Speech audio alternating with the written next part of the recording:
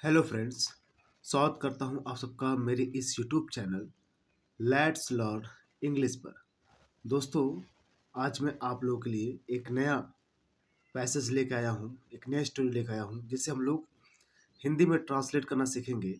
और दोस्तों बताऊंगा एक एक वर्ड मीनिंग का क्या हिंदी अर्थ होगा, क्या उसका मीनिंग होगा, और कोई सेंटेंस किस टेंस में है, उसका क्या पहचान है, ये सब बातें आपको बताऊंगा दोस्तों। तो चलिए हम लोग स्टार्ट करते हैं अपने इस पैसेज को। कहा जा रहा है India's pride. India's pride, India's मतलब क्या होता है? इंडिया के। अपस्टॉपियस लगा लगा ना, इसका मतलब होता है संबंध बताता है। का के की का सेंस देता है। इंडियाज प्राइड, प्राइड मीन्स होता है गर्व, यानी भारत की शान। भारत की शान। द इंस्पायरिंग, इंस्पायरिंग मतलब क्या होता है? प्रोत्साहित। द इंस्पायरिंग स्टोरी यानी प्रोत्साहित स्टोरी मीन्स कहानी ऑफ स्वामी विवेकानंद, यानी स्वामी विवेकानंद की। ओके। इंडियाज प्राइड, भारत की शान। द इंस्पायरिंग स्टोरी, प्रोत्साहित या प्रेरणादायक कहानी ऑफ स्वामी विवेकानंद। ओके, स्वामी विवेकानंद की। देखिए क्या कहा जा रहा है। स्वामी विवेकानंद वाज मतलब थे। ओके, तो ये इसका मतलब था, थे, थी का सेंस देता है। तो स्वामी विवेकानंद वाज थे अ ग्रेट, एक महान। सन, सन मतलब पुत्र। Of the country, of the country मतलब देश के। ओके, यानी कहा जा रहा है स्वामी विवेकानंद वाज थे अ ग्रेट, एक महान सन, पुत्र या सपूत, सपूत कहना ज्यादा अच्छा होगा। ठीक है। एक महान सपूत थे ऑफ द कंट्री, यानी किसके? इस देश के, यानी देश के एक महान सपूत थे। ओके। ही राइज्ड, देखिए मेरी बात समझिएगा। राइज्ड यहाँ पर सेकेंड फॉर्म है। राइज का ही सेकेंड फॉर्म, रेज का ही क्या है? रेज्ड, सेकेंड फॉर्म है। ये पास्ट इंडिफिनिट का वाक्य है। ये किसमें है? पास्ट का वाक्य है। तो ही रेज्ड, रेज्ड मीन्स होता है ऊंचा करना। तो ही रेज्ड, उन्होंने ऊंचा किया, द फ्लैग ऑफ इंडिया, यानी भारतीय झंडे को। भारतीय झंडे, फ्लैग मीन्स होता है झंडा, ऑफ इंडिया मतलब भारत के। तो यहां पर देखा आपने, उन्हें भारतीय झंडे को क्या किया? The flag of India, okay, high, ऊंचा किया, इन द वेस्टर्न कंट्रीज। इन मतलब में द वेस्टर्न मीन्स क्या होता है? पश्चिमी। वेस्टर्न कंट्रीज मतलब राष्ट्र या देश।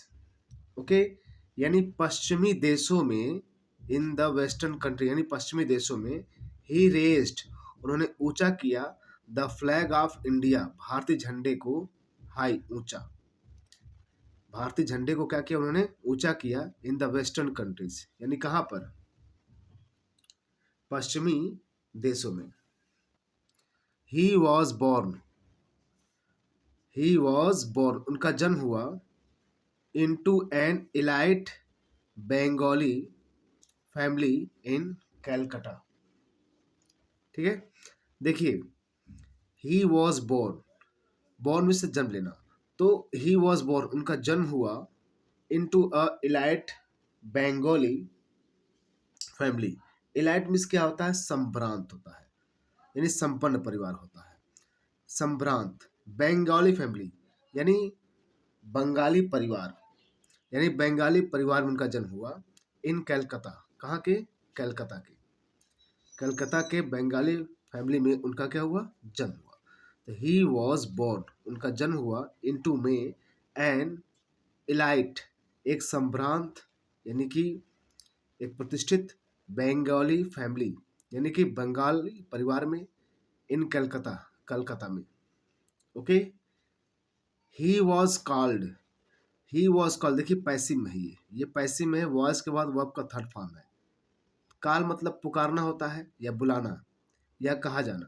तो ही वॉज कॉल्ड, उन्हें कहा जाता था या पुकारा जाता था नरेंद्र, नरेंद्र के नाम से। इन हिज, इन हिज अपने चाइल्डहुड, यानी बचपन में। ओके, इन हिज चाइल्डहुड यानी उनको बचपन में, इन हिज चाइल्डहुड उनको बचपन में किस नाम से पुकारा जाता था भाई? नरेंद्र के नाम से। बट लेकिन, ही बिकेम, लेकिन वे हुए, बिकम मतलब होना होता है, तो बिकेम हो गया है, ये पास्ट इंडेफिनिट का वाक्य हो। बिकम मतलब होना, अब बिकेम मतलब हुए, वो हुए क्या? विवेकानंद हुए। आफ्टर, आफ्टर मतलब के बाद, बिकमिंग होने के बाद, क्या होने के बाद? अ हर्मिट, एक संत। संत कहिए चाहे योगी कहिए, ओके, या सन्यासी कहिए, हर्मिट। तो वो क्या हुए? He became Vivekananda. उनके बचपन का नाम नरेंद्र था, लेकिन जैसे वो एक सन्यासी बने, बिकमिंग अ हर्मिट, यानी सन्यासी बनने के बाद, आफ्टर दिया ना, आफ्टर मतलब के बाद, क्या किसके बाद? यानी एक सन्यासी बनने के बाद ही बिकेम विवेकानंद, वो क्या बन गए? विवेकानंद बन गए।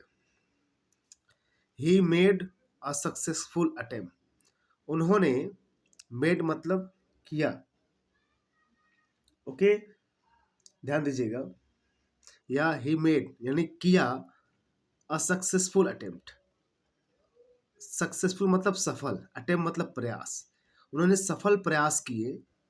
To follow the education, follow मतलब क्या होता है? फॉलो मीन्स क्या होता है भाई? फॉलो मतलब होता है पालन करना या अनुसरण करना, ओके, या शिक्षा को जीवन में उतारना, उसी को होते हैं फॉलो करना। तो उन्हें सक्सेसफुल प्रयत्न किए, अटेम्प्ट मीन्स होता है प्रयास करना, यानी प्रयास किए, प्रयत्न किए। टू फॉलो, फॉलो मतलब पालन करने के लिए, ग्रहण करने के लिए। द एजुकेशन यानी वह शिक्षा, द एजुकेशन लिखा है मतलब वह शिक्षा, ही रिसीव्ड जो उन्होंने प्राप्त किया था। देखिए वर्ब का सेकेंड फॉर्म लगा है, ही रिसीव्ड, जो उन्होंने क्या किया था? प्राप्त किया था। रिसीव मतलब प्राप्त करना, रिसीव ने प्राप्त किया, जो उन्होंने प्राप्त किया था। फ्रॉम मतलब से हिज गुरु, अपने गुरु से, जो अपने गुरु से उन्होंने शिक्षा प्राप्त किया था। इन हिज लाइफ, अपने जीवन में, इन हिज लाइफ अपने जीवन में, ओके। तो वही बात कहा जा रहा है, he made a successful attempt, उन्होंने सफल या सफलतापूर्वक प्रयास किया। टू फॉलो अनुसरण करने के लिए। द एजुकेशन उस शिक्षा को, ही रिसीव्ड जिससे उन्होंने प्राप्त किया था। फ्रॉम हिज गुरु अपने गुरु से। इन हिज लाइफ अपने जीवन में, तो उन्होंने उस शिक्षा को फॉलो करने में एक अच्छा सक्सेसफुल अटेम्प्ट किया। नेक्स्ट देखिए, Swami gave the nation a new direction by connecting nationalism to humanity. देखिए स्वामी जी, स्वामी जी मतलब स्वामी विवेकानंद जी, स्वामी जी गेव मतलब दिया, द नेशन राष्ट्र को, द नेशन मतलब राष्ट्र को, स्वामी जी ने राष्ट्र को दिया, अ न्यू डायरेक्शन एक नई दिशा दी, एक नई दिशा दी। बाय कनेक्टिंग कैसे? जोड़ते हुए, ओके, जोड़कर या जोड़ते हुए। नेशनलिज्म मतलब कैसा? नेशनलिज्म में से होता है राष्ट्र धर्म, राष्ट्र धर्म को जोड़कर, किससे? टू ह्यूमनिटी, ह्यूमनिटी, ह्यूमनिटी में से मानवता या मानव धर्म। यानी उन्होंने क्या कहा? उन्होंने राष्ट्र को क्या नया दिशा दिया, डायरेक्शन दिया। बाय कनेक्टिंग जोड़कर, नेशनलिज्म को, राष्ट्र धर्म को, किससे? ह्यूमैनिटी से जोड़कर, ह्यूमैनिटी मतलब मानव धर्म, ओके। तो मानव धर्म से जोड़कर उन्होंने राष्ट्र को एक नया डायरेक्शन दिया।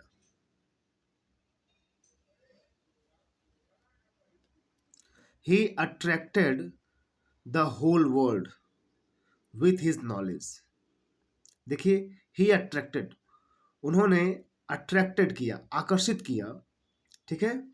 ये पास्ट इंडेफिनिट में है, सेकेंड फॉर्म में। उन्होंने आकर्षित किया द होल वर्ल्ड, पूरे संसार को, विथ हिज नॉलेज, अपने ज्ञान से। किसे? अपने ज्ञान से। In the city of Chicago, यानी शिकागो के शहर में, शिकागो के शहर में, इन अमेरिका, अमेरिका के, अमेरिका में शिकागो एक शहर है। ओके, वहां पर एक सभा बैठी थी जिसे धर्म सम्मेलन बोलते हैं। वहां पर जाकर उन्होंने राष्ट्र के बारे में, इंडिया के कल्चर के बारे में, धर्म के बारे में बहुत अच्छी बातें बोली थी।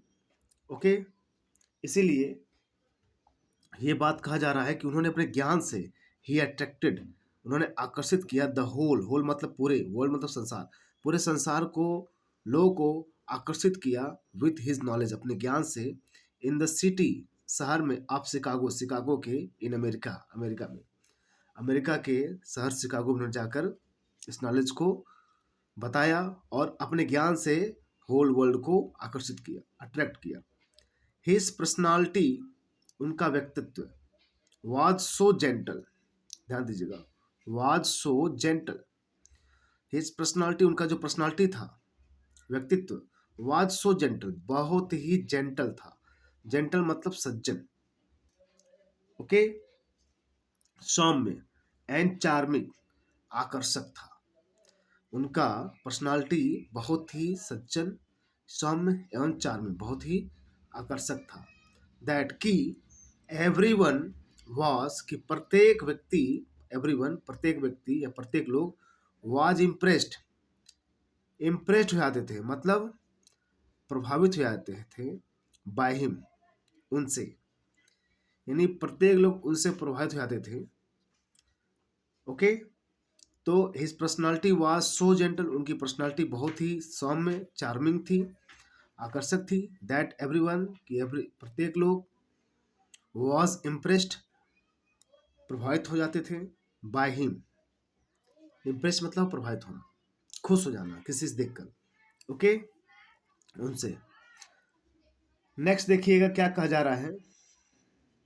सैफ्रॉन रॉब्स, सैफ्रॉन रॉब्स मतलब केसरिया, रॉब्स मतलब वस्त्र, केसरिया वस्त्र, एंड और, अ टर्बन, एक पगड़ी, ऑन हिज हेड, हेड उनके सर पर,